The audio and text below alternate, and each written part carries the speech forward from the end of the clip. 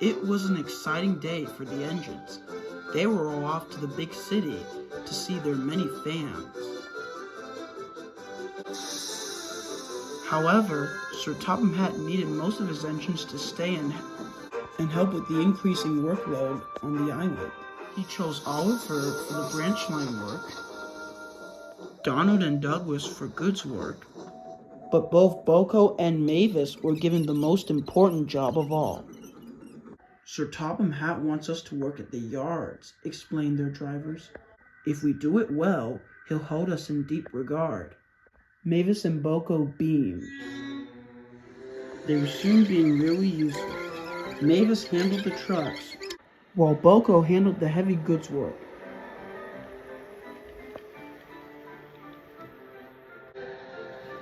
They even took the other engines by surprise.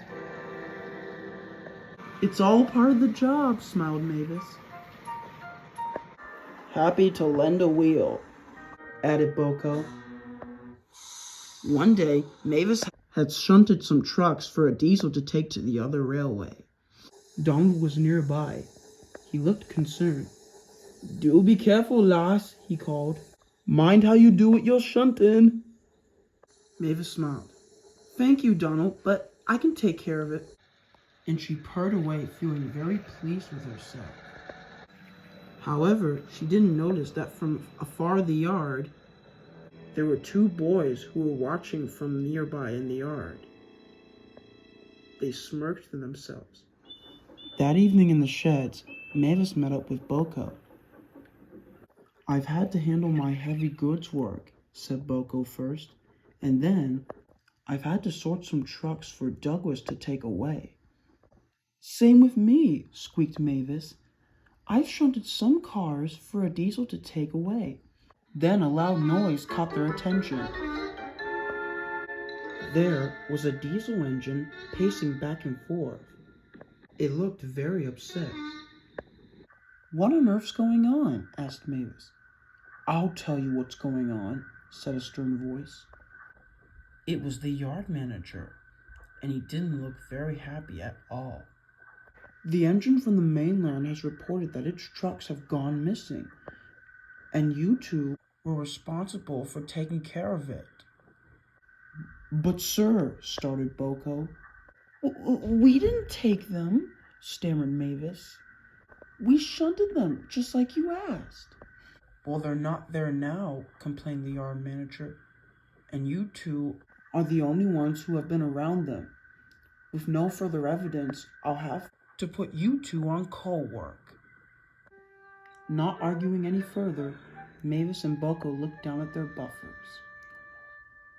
The other engines listening by had overheard the conversation and felt sorry for the two diesels. You think it could have happened with any of them? Asked Douglas. Definitely, stated Oliver. Diesels are nothing but trouble. And I tell you, say that again to BoCo and Mavis if you dare, Douglas stated crossly. Immediately, Oliver stayed silent. The next day, Bill and Ben were placed in charge of the yard. But whatever they were doing or not, they found that the yard was in even a more disorder. The freight cars were scattered everywhere. We can't keep this up anymore, they panted wearily. Later that evening, Douglas approached BoCo and Mavis. Evening, lass, he called. Hello, the two diesels said, ashamed. I've heard what happened, but I don't think what the manager said was true. I've got a plan to make you clear your name. My drivers agreed, and this is what we'll do. And he whispered his plan to Mavis and BoCo, who snickered in agreement. The next day, BoCo had shunted a new train for the big station. This time, a brake coach was added to the front of the train for the guard to see how the freight cars would try and run away again. This will be a piece of cake, thought BoCo as he purred away. Donald and Mavis were on the other side, waiting to stop the cars from trying to run away. Suddenly, the wheels on the freight cars began to slowly move. They're moving, cried Douglas.